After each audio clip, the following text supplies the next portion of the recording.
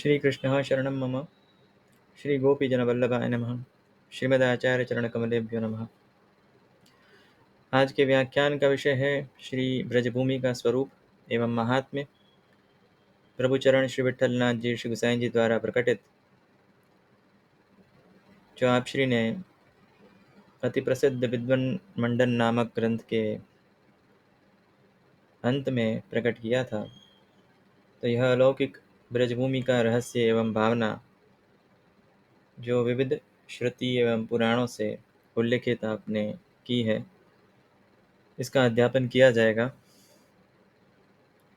इस विषय का सहसा उपस्थापन करने का कारण यह है कि भाद्रपद मास में प्रत्येक वर्ष दिव्य भगवत लीला स्थली श्री ब्रज की यात्रा का आयोजन होता है, परिक्रमा का आयोजन होता है। अतः विशेष रूप से श्री ब्रजभूमि के स्वरूप एवं महात्म्य का ज्ञान आवश्यक है। श्री ब्रजभूमि है, यह भगवान की नित्य लीला स्थली है। यहाँ भगवान सर्वदा पूर्ण रूप से सलीला परिकर विराजते हैं। इन्हीं का वर्णन श्रुति स्मृति एवं अन्य संदर्भ ग्रंथों में आता है, किंतु यह वर्णन वेदों में प्रत्यक्ष रूप से न होकर अप्रत्यक्ष रूप से है। इस कारण से इस प्रकार की भ्रांति भी है कि श्री कृष्ण लीला एवं जो ब्रज लीला है इसका वेदों में वर्णन नहीं उपलब्ध है। किंतु प्रभुचरण हमारे संप्रदाय के प्रमुख आचार्य हैं एवं आप श्री ने यह अलौकिक रहस्य इन श्रुतियों में से प्रकट किया है कि किस प्रकार से अप्रत्यक्ष रूप से ऋग्वेद आदि ग्रंथों में ब्रजभूमि का महात्म्य का निरूपण मिलता है। तो यह आप श्री की अनुकंपा है। इसका प्रधान कारण यह है कि साधारण समुपलब्ध जो भी भाष्य हैं, इन प्रचलित भाष्यों में इस प्रकार के आदिदैविक अलौकिक अर्थ समुपलब्ध नहीं है। अतः यह आप श्री की एक अति अनुकंपा है कि इस दिव्य निरूपण के द्वारा जो श्रुतियों में अपहित भगवत लीला स्थली, भगवत लीला का स्वरूप एवं भगवत स्वरूप है, इसको आप श्री ने प्रदर्शित किया। भाद्रपद में ब्रज यात्रा का आयोजन जिस प्रकार से प्रतिवर्ष होता ही है, इसका भी एक विशेष महात्म्य एवं विधान है कि भाद्रपद की जो यात्रा है यह श्रेष्ठतम कही गई है। अतः इस विषय का उपस्थापन किया जा रहा है। तो आज अध्यापन के रूप में प्रथम खंड में केवल श्री प्रभुचरण द्वारा प्रकटित श्री विद्वन मंडन के कुछ अंशों को पढ़ाया जाएगा, उनका अध्यापन किया जाएगा। इसके अनंतर क्रमशः अनेक खंड में जो विविध श्रुति स्मृति एवं पुराणों से उपलब्ध महात्म्य साहित्य है लीला स्थली का, भगवत लीला स्थली का एवं अन्य तीर्थों का ब्रज में जो विराजमान है, उनका वर्णन क्रमशः किया जाएगा। किंतु आज का व्याख्यान विषय केवल श्री ब्रजभूमि का स्वरूप एवं महात्म्य है जो श्री प्रभु चरणों ने प्रकटित किया। तो ग्रंथ का आरंभ करते हैं।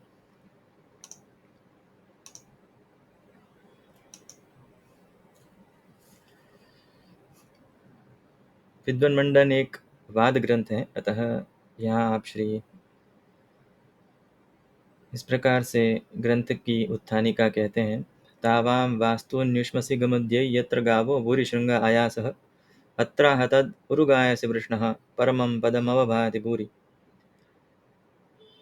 यह ऋग्वेद की श्रुति है और इसका जो पारंपरिक भाष्य है, सायण का भाष्य समुपलब्ध होता है आचार्य सायण का, इसमें अथवा जो अन्य भाष्य जो भी उपलब्ध है, संपूर्ण भाष्य केवल सायण का उपलब्ध होता है, किंतु अन्य जो भाष्य हैं यह स्कंद स्वामी आदि के, इनके संपूर्ण उपलब्ध नहीं होते।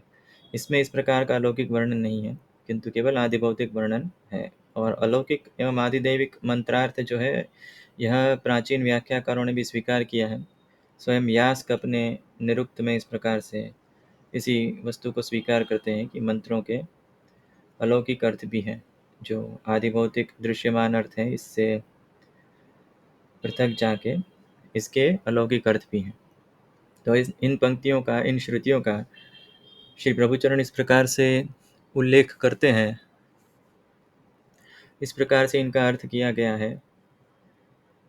ता तानि वाम यूयोः कृष्ण रामयोर गोपी माधवयोर वास्तु निगमध्य। इसका अर्थ यह है कि आप दोनों के अर्थात कृष्ण बलराम के अथवा श्री गोपी एवं माधव के अर्थात श्री कृष्ण एवं श्री गोपी के वास्तुनि अर्थात स्थान, जो नित्य लीला स्थान है, वहाँ की प्राप्ति की कामना है, कामयाम है।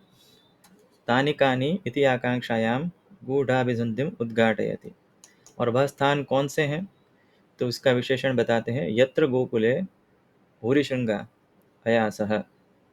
इसका अवशिष्ट पंक्ति यह है, यत्र गावो भूरिशृंगा अयासः, अर्थात जहाँ, अर्थात श्री गोकुल में बड़े बड़े सींग वाली जो गाय हैं, यह निवास करती हैं। इस प्रकार के भगवान की जो नित्य लीला स्थली है, नित्य लीला धाम है, वहाँ जाने की आशा हम करते हैं। इस प्रकार से इस श्रुति का जो अर्थ है, यह आप श्री प्रकट करते हैं। एवं इस प्रकार के अर्थ सुबोधिनी जी में भी अनेक स्थान पर समुपलब्ध होते हैं। मुख्य रूप से श्री सुबोधिनी जी के 17वें अध्याय में इसका वर्णन आता है। अथवा आरण्य ग्राम्य पशु लक्षणार्थम भूरिशृंगा बहुशृंगा रूर प्रभृतयो मृगा गावश्चेति। अर्थात केवल गौ नहीं, किंतु अन्य भी जो विविध पशु हैं, जो ब्रज में भगवत लीला परिकर के अंग हैं, यह भी सब जहाँ विराजते हैं, यहाँ जाने की हम इच्छा रखते हैं, कामयाम है। इस प्रकार से इसका अर्थ करते हैं। और जो गाय हैं, इनका स्वरूप बताया गया अयासः शुभः, कि यह गाय है, यह शुभ लक्षणा है, अति शुभ गाय है, अतः यह भगवत लीला स्थली इस प्रकार की है। अर्थात ऋग्वेद में भी इस प्रकार से भगवान की लीला का वर्णन आता है, जो प्रत्यक्ष व्याकरण अथवा निरुक्त अथवा किसी भी प्रकार के अन्य निर्वचन से इस प्रकार के अलौकिक अर्थों के दर्शन नहीं होते। तो यह अर्थ आप श्री यहाँ प्रकट करते हैं एवं यह निरूपण करते हैं कि यह जो लीला स्थली है, यह नित्य लीला धाम है और वेदों में भी इसका कीर्तन है। पुनः अग्रिम पंक्तियों में आप श्री आज्ञा करते हैं, अत्र स्थाने भूमौ तल्लोक वेद प्रसिद्धम उरुगायस्य उरुकीर्तिर्भगवतो कृष्णः कामान् वर्षते इति वृषा तस्य गोपिकासु कामवर्षकस्य तद्गोकुलं परमं पदं पदं स्थानं वैकुण्ठं तस्मादप्यधिकं परमं पदं प्रकृतिकालाद्यतीतत्वेनापि वैकुण्ठाद्यपेक्षया अतिप्रियत्वेनापि परमं तादृशं परपदम् अवभाति प्रकाशते भूरि। केवल सार मात्र हम इसका कहेंगे। पंक्ति का पाठ इस कारण से किया है संपूर्ण, क्योंकि आचार्यों की पंक्ति होती है, ये स्वयं मंत्रात्मक होती है, फलात्मिका होती हैं ये पंक्तियाँ।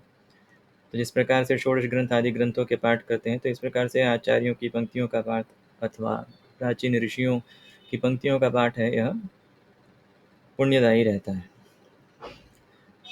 तो यहाँ पुनः वर्णन करते हैं गोकुल कैसा है, जहाँ लोक वेद प्रसिद्ध भगवान पृथु कीर्ति अर्थात जिनकी पुरु कीर्ति अर्थात पृथु कीर्ति अर्थात जिनकी विशद कीर्ति है, त्रिलोक व्याप्त कीर्ति है भगवान की, ऐसे भगवान जो है यह विविध प्रकार के काम का वर्षण करते हैं, अर्थात भक्त के मनोरथ का संपूर्ण रूप से भक्त के मनोरथों की पूर्ति करते हैं। और यह स्थान कैसा है, वैकुंठ से भी अधिक एवं वैकुंठ से भी पर जो है प्रकृति कालाद्यति तत्वेन, अर्थात प्रकृति एवं काल के नियमन के अधीन नहीं है, किंतु इनसे पर है। क्योंकि प्रकृति एवं काल की सृष्टि जो हुई है, यह आदि भौतिक सृष्टि जो लौकिक सृष्टि है, इसके निर्माण के पहले होती है। इससे पहले जो नित्य लीला है, यह प्रकृति एवं काल के अधीन नहीं होती।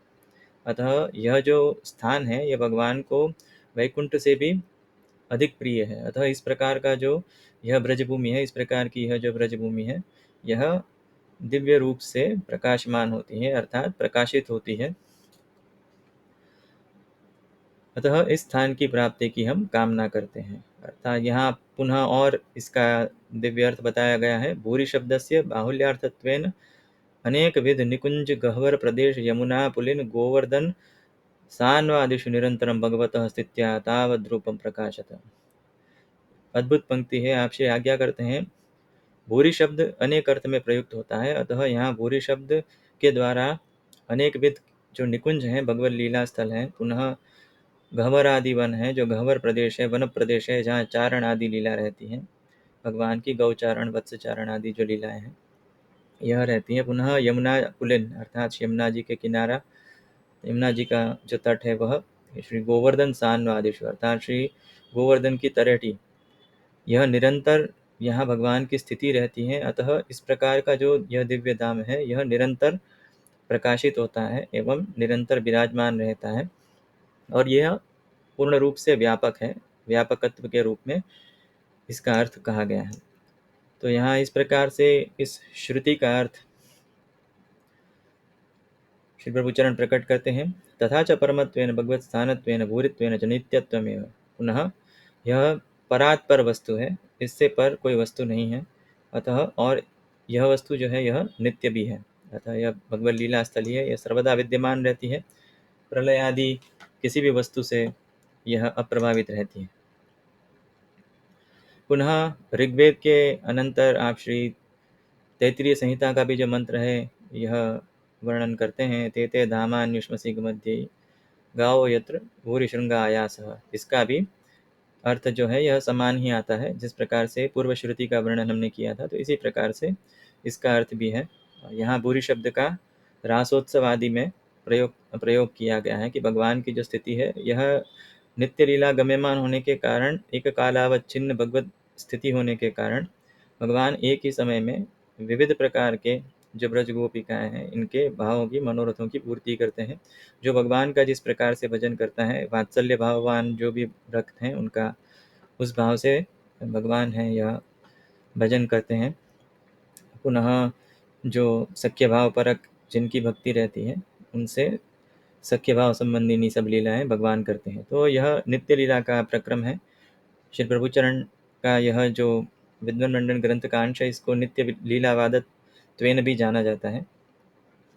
अतः यहाँ नित्य रासोत्सव की भी भावना आप श्री प्रकट करते हैं कि जो तैत्तिरीय श्रुति है अर्थात तैत्तिरीय संहिता से यह श्रुति ली गई है। अत्र स्वयं नित्यो वेद भाति अर्थात यहाँ जो वेद है यह स्वयं प्रकाशित होते हैं, अर्थात स्वभान विषय से गोकुलस्यापि नित्यत्वमेव। अतः गोकुल जो है भगवान का लीलाधाम यह सर्वदा नित्य विराजमान रहता है किसी भी परिस्थिति में। इसके अनंतर पुनः एक श्रुति आती है। विष्णोः कर्माणि पश्यत यतो व्रतानि पस्पशे इंद्रस्य युज्यः सखा तद विष्णोः परमं पदम सदा पश्यन्ति सूरयः दिवीव चक्षुराततम्। यह दो मंत्र में बताया गया है कि किस प्रकार से। अब यहाँ थोड़ा शास्त्रार्थ है, अतः इस स्थान को इस व्याख्यान सत्र में विशेष रूप से इसका वर्णन नहीं करते हैं, किंतु जो सार मात्र हैं, दिंग मात्र हैं, वही कहेंगे। जो निगमन है संपूर्ण वाद का यही निरूपित किया जा रहा है यहाँ। सदा पश्यन्ति सूरयः सूरयो विद्वांसः तत्वं च शब्द ब्रह्म पर ब्रह्म स्वरूपवित्वम। अर्थात भगवान के इस दिव्य धाम को वही भक्त देख सकते हैं, वही सूरी शब्द से भक्तों का ग्रहण आएगा। ऐसा नहीं है कि जो ज्ञानी हैं वह इस तत्व का दर्शन कर सकते हैं, क्योंकि भगवान जो है यह योग ज्ञान आदि से गम्य नहीं है। केवल भक्तिया हमें कया ग्राह्य, यही जो आज्ञा है श्री प्रभुचरण यहाँ कह रहे हैं। भगवान की जो भगवत गीता में आज्ञा है इसी का वर्णन करते हैं। भक्तिया माम अभिजानाति। यह ज्ञान भी तभी हो सकता है इस लीला स्थली का यदि भगवान में भक्ति हो। एवं भक्तिया हमें कया ग्राह्य, कि केवल भक्ति के द्वारा ही मैं ग्राह्य हूँ, अर्थात भगवान ग्राह्य है।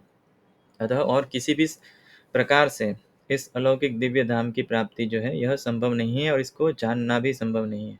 अतः यहाँ जो कह रहे हैं, आप श्री आज्ञा करते हैं, तेन सूरी पदेन भक्ता उच्यन्ते। अर्थात यहाँ जो सूरी पद है यह ज्ञानी संबंधित इसका अर्थ आता है, किंतु यहाँ पर यह जो शब्द है इसका अर्थ यह है कि भक्तों का यहाँ पे वर्णन किया गया है। अतः इस प्रकार से भगवान की भक्ति के द्वारा ही यह जो पद है, यह जो लीला स्थली है, यह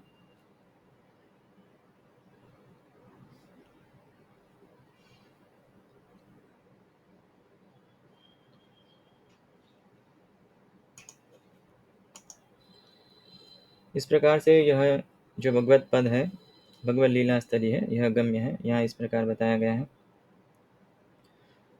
अब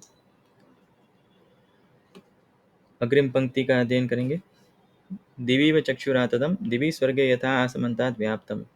यहाँ जो स्वर्ग शब्द है, यह लोकात्मक स्वर्ग नहीं है, किंतु जिस स्वर्ग शब्द की परिभाषा श्रीमद् आचार्य चरण निबंध में बताते हैं, उस अवस्था की बात है। अर्थात यह लोकात्मक स्वर्ग न होकर वह स्वर्ग है जहाँ किसी भी प्रकार का दुख आदि या किसी भी प्रकार के अन्य जो लौकिक भावना है वह संभव नहीं है। उनके एवं केवल जो भगवत सेवा आदि जन्य जो सुख है एवं आत्मानंद रूपी भगवद आनंद रूपी जो सुख है, यह प्राप्त होते हैं। तद्रूपम पदार्थम तत्र स्थानामेव चक्षुः पश्यति नान्येषां तथेत्यर्थः। वहाँ के जो भी पदार्थ है उस लीला स्थली के, यह साधारण रूप से इस कारण से अन्य ऋषियों को भी गम्य नहीं है, अन्य ज्ञानियों को भी गम्य नहीं है, क्योंकि इसका अधिकार केवल वहाँ के भक्तों को ही है और इसकी प्राप्ति भी केवल इन भक्तों को हो सकती है, भक्ति के द्वारा ही संभव है, ज्ञानी के द्वारा अगम्य है। अर्थात पुनः यहाँ भी जो वाद कहा गया है, इसमें अनेक सदा पश्यन्ति सूर्यः में वर्णन किया गया है। कानन कालिंदी तत्पुलिन गिरि गह्वराध्यात्मकत्वेन अद्भुत रूपवन महच्च तत्परमं पदम कथम भक्तैक दृश्यम। इस प्रकार जो अद्भुत पूर्व पक्षी प्रश्न कर सकते हैं कि इस प्रकार का जो दिव्य स्वरूप है, यह दूसरों को दर्शन क्यों नहीं हुआ वेद में इसका। तो यहाँ इसी वस्तु का निवारण किया गया है कि जो यह वृंदावन है, वन है, कालिंदी तट है, पुनः जो श्री गिरि गोवर्धन है, जिनका वर्णन इस संपूर्ण लीला स्थली का वर्णन श्री वल्लभाख्यान में भी उपलब्ध है। तो इसका दर्शन अन्य किसी ऋषियों को एवं अन्य ज्ञानियों को क्यों नहीं हुआ, तो इसी का आप श्री यहाँ पे निवारण करते हैं कि जिस प्रकार से भगवान केवल भक्ति के द्वारा ही प्राप्य है और अन्य कोई मार्ग उन्हें प्राप्त करने का है नहीं। अतः जो ज्ञानी एवं अन्य जो ऋषिगण हैं, उनकी भी यथाधिकार ही दृष्टि रहती है। तेन तल्लीलाभत्तिपाती नामेव तदृश्यम साधारण जनाविषयत्वेपि न दोषः। अर्थात इसमें कोई दोष नहीं है यदि उन्हें दर्शन नहीं होता है, क्योंकि यह जो लीला में जिसको अधिकार है उसी को इस ब्रजभूमि के दर्शन होते हैं। पुनः अविद्यादि दोष रहित जो भक्त हैं, इन्हीं को इस भूमि के दर्शन होते हैं। इस प्रकार का वर्णन एवं इस प्रकार का सार इन पंक्तियों का है।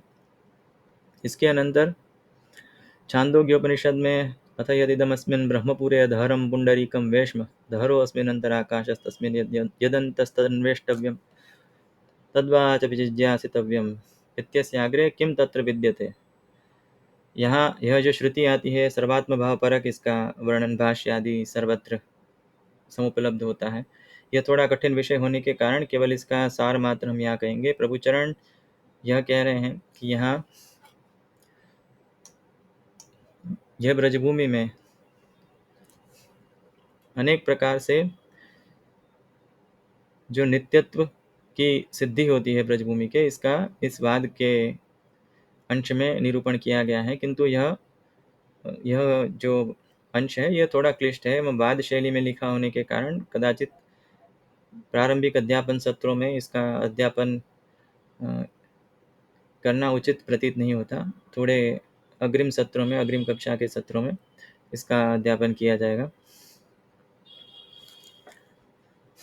अतः यहाँ केवल ब्रह्मपुर शब्द से क्या तात्पर्य है, जो श्रुति ने छांदोग्य उपनिषद में इस प्रकार से आया था, यदिदम अस्मिन् ब्रह्मपुरे दहरम पुंडरीकम वेश्म। तो यहाँ यह ब्रह्मपुर शब्द जो है, यह ब्रह्मणो भगवतः पुरम लीला स्थानम। श्री प्रभुचरण कहते हैं कि यह भगवान का लीला स्थान है, भगवान की नगरी है यह संपूर्ण जो ब्रज है। अर्थात आप श्री का जो पक्ष है वह यह है कि श्रुति स्मृति पुराण सर्वत्र जो ब्रजभूमि का महात्म्य है, यह जिस प्रकार से भक्तों को ही केवल अधिकार है भगवत लीला स्थली के दर्शन का, इसी प्रकार से भक्तों को ही श्रुति में भगवान के लीला के दर्शन का अधिकार है। अर्थात श्रुतियाँ भी परोक्ष रूप से वर्णन करती हैं। एवं परोक्षवादो वेदोयम बालानाम अनुशासनम, यह एकादश स्कंद की पंक्ति भी इसमें मननीय है। वेद में प्रायः परोक्ष रूप से वाद आते हैं।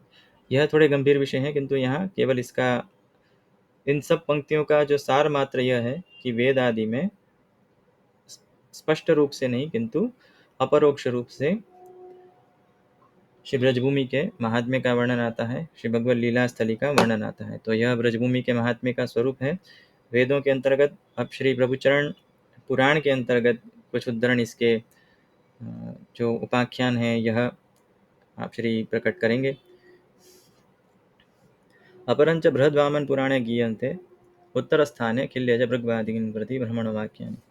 बृहद्वामन पुराण के उत्तर भाग में यहाँ महर्षि भृगु को ब्रह्मा जी यह वाक्य कहते हैं, 60 वर्ष सहस्त्राणि मया तप्तम तपः पुरा, कि मैंने 60,000 वर्ष तक तप किया नंदगोप ब्रजस्त्रीणाम पादरेणुपलब्धये। तप का हेतु यह था कि मुझे जो ब्रज की स्त्रियां हैं, ब्रज की गोपिकाएं हैं, उनकी चरण रेणु की प्राप्ति हो। तथापि न मया प्राप्ता स्तासां वे पादरेणवः, तथापि मुझे उनकी प्राप्ति नहीं हुई। यह सुनकर भृगु को आश्चर्य होता है, अति आश्चर्य होता है। श्रुत्वैतद् ब्रह्मणो वाक्यं भृगु प्राहात सादरं वैष्णवानां पादरजो गृह्यते त्वद्विधेरपि सन्ति ते बहवो लोके वैष्णवा नारदादयः तेषां विहाय गोपीनां पादरेणुस्त्वया पियन् गृह्यते संशयो मेऽत्र को हेतुस्तद्वद प्रभो। उनको यह संदेह हो रहा है कि आप वैष्णवों की चरण रज अंगीकार कर रहे हैं, उसकी प्राप्ति के लिए तप कर रहे हैं, तथापि वैष्णव तो बहुत हैं, नारद आदि भी वैष्णव ही हैं, जो ब्रह्मा जी के पुत्र ही हैं, अतः उनको छोड़ के आप गोपियों की चरण रज की कामना क्यों कर रहे हैं। तो यहाँ ब्रह्मा जी पुनः इसका उत्तर देंगे। ब्रह्मा भृगुं प्राह चिंतयित्वा पुरातनिम कथम सर्वश्रुतीनां यद रहस्यम परमाद्भुतम। अर्थात ब्रह्मा जी एक अद्भुत श्रुति रहस्य बताते हैं। ब्रह्मा जी कहते हैं, न स्त्रियो ब्रज सुंदर्य पुत्र ताः श्रुतयः गिर। ब्रज सुंदरियाँ हैं, जो ब्रज की स्त्रियाँ हैं, यह सामान्य स्त्रियाँ नहीं है, किंतु यह श्रुति का ही स्वरूप है। नाहम शिवश्च शेषश्च श्रीश्च ताभिः समाः क्वचित। न मैं, न शिव जी, न शेष, न लक्ष्मी जी, इनके समान कोई इस पद की प्राप्ति नहीं कर सकता। प्राकृते प्रलय प्राप्ते व्यक्ति अव्यक्तं गते पुरा। अर्थात प्राकृत प्रलय जिस समय होता है, इस समय भी जब संपूर्ण त्रिलोकी संपूर्ण सृष्टि जो है, महाप्रलय के समय सभी लोगों का नाश होता है, सभी प्रकार की सृष्टि का नाश होता है। केवल शिष्टे ब्रह्मणि चिन्मात्रे काल मायाति गेक्षरे ब्रह्मानंदमयो लोको व्यापी वैकुंठ संचय। अर्थात ये भगवान का वह लोक है जो केवल उस समय में भी विराजमान रहता है। अर्थात ब्रजभूमि उस समय में भी नित्य होने के कारण विराजमान रहती है। निर्गुणो अनाद्यनन्तश्च वर्तते केवल अक्षर अक्षरम ब्रह्म परमम। अर्थात जो अक्षर ब्रह्म है, भगवान का धाम है, अतः यहाँ नित्य स्थिति भगवान की रहती है, और यह जो धाम है यह भी नित्य रहता है। तल्लोकवासी तत्र स्थेहि स्तुतो वेदैहि परात्परः। अर्थात यहाँ पे निवास करने वाली जो श्रुतियाँ हैं, यह निरंतर भगवान की स्तुति करती रहती हैं। पुनः इसी का वर्णन आप श्री इस भाग में करते हैं।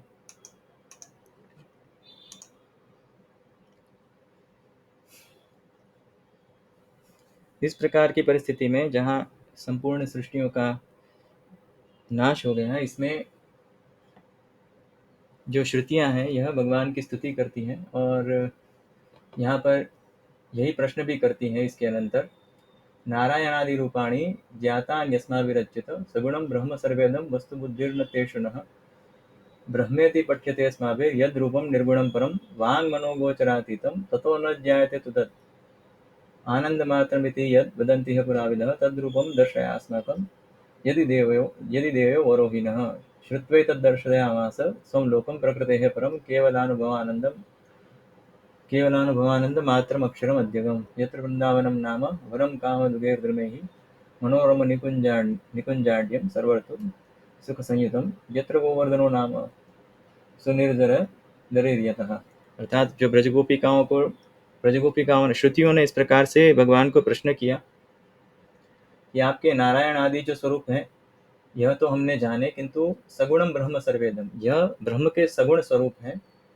यद्यपि हमारी इसमें वस्तु बुद्धि नहीं है, तथापि जो निर्गुण ब्रह्म का स्वरूप बताया गया है, जो वांग मनो गोचरातीत है, अर्थात किसी प्रकार से वांग मन अथवा किसी भी प्रकार के अन्य इंद्रिय से गम्य नहीं है, अर्थात जो दैव इंद्रियों से भी गम्य नहीं है, इस प्रकार का जो स्वरूप है, जिसको आनंद मात्र कहा जाता है, जिसे कहते हैं सभी जो ज्ञानी है, यह जो प्राचीन विद्वान है, ये इसको ज्ञान मात्र स्वरूप आनंद मात्र स्वरूप कहते हैं। तद रूपम दर्शया अस्माकम यदि देयो वरोहिना, कि यदि आप हमें वर देना चाहते हैं तो यह वर दीजिए। इस प्रकार से जो श्रुतियां हैं यह भगवान को विनती करती हैं। इसके अनंतर भगवान इनको जो वर देते हैं, श्रुत्वा तद दर्शयामास समलोकम प्रकृतेः परम, यह सुन के भगवान ने इन श्रुतियों को, अर्थात इन श्रुति स्वरूप जो भगवान के भक्त हैं, इनको वह लोक का दर्शन कराया। स्वम लोकम प्रकृतेः परम, जो प्रकृति से पर है। केवलानुभवानंद मात्रम अक्षर मध्यगम, केवल आनंद मात्र लोक है।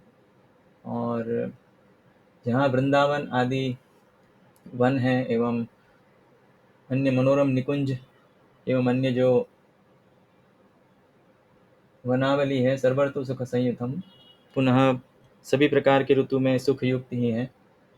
इस प्रकार का वर्णन जब ऋतु वर्णन दशम स्कंद की श्री सुबोधिनी जी में आता है, तो इसमें इसी प्रकार से वर्णन आता है कि वसंतस्याधिपः, भगवान को वसंताधिपति कहा गया है। सर्वदा ब्रज में वसंत का ही निवास रहता है। इस प्रकार से श्रीमद् भागवत में एवं श्री सुबोधिनी जी में इसका वर्णन आता है।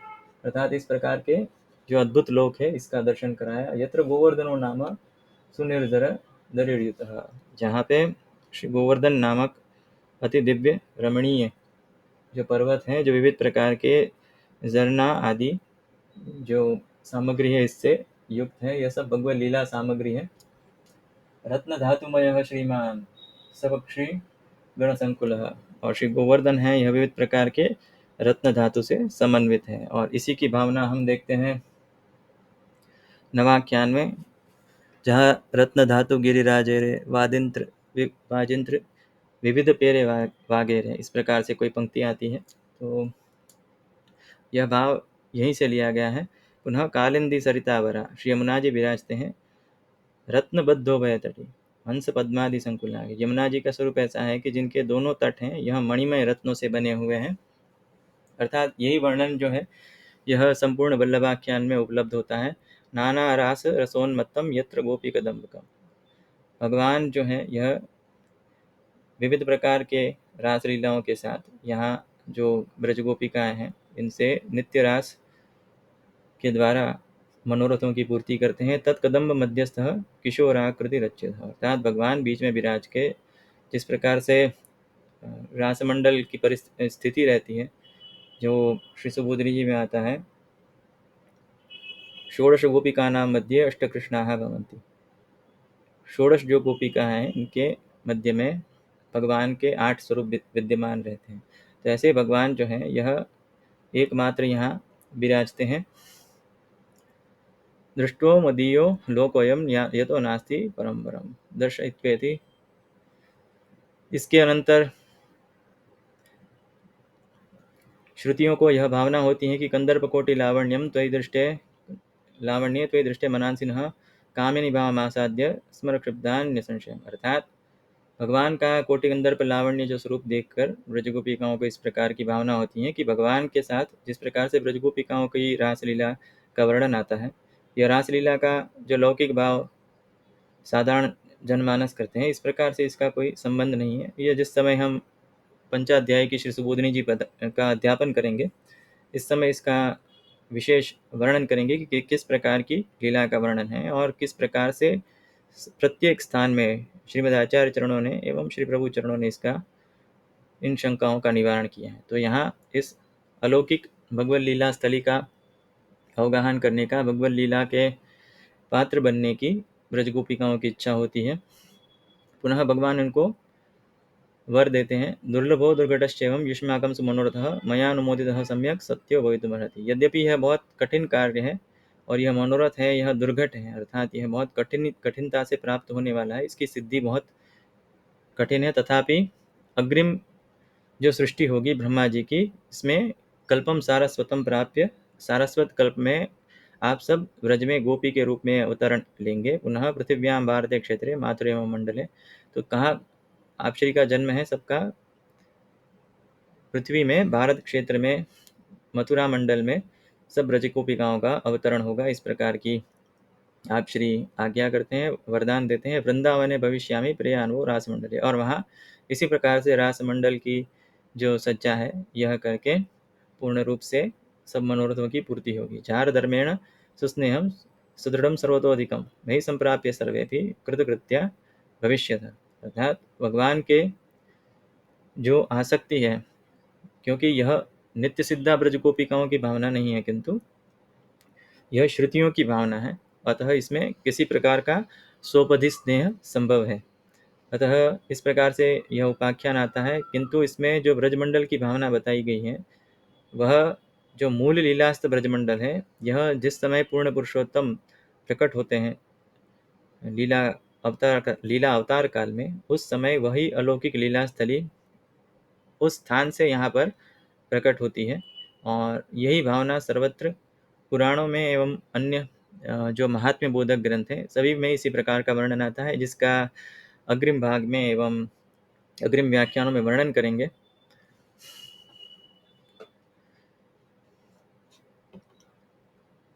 इसके अनंतर ब्रह्मोवाच, ब्रह्मा जी कहते हैं, श्रुत्वेतत् चिंतन, यह पंक्ति यहाँ स्पष्ट नहीं है।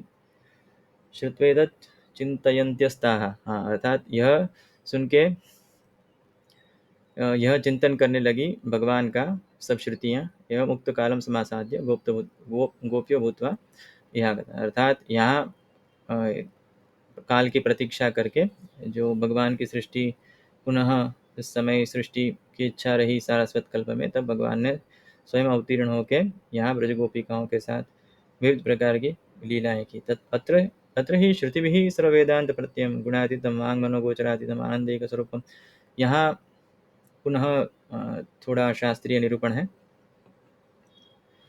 सर्ववेदांत प्रत्यय आदि जो शब्द हैं यह थोड़े कठिन है समझाने इस समय, क्योंकि इनके ऊपर संपूर्ण भाष्य में तृतीय अध्याय में भाष्य साधनाध्याय का इसके तृतीय पाद से इसी से प्रारंभ होता है, सर्ववेदांत प्रत्यय नोदनाद्य विशेषा।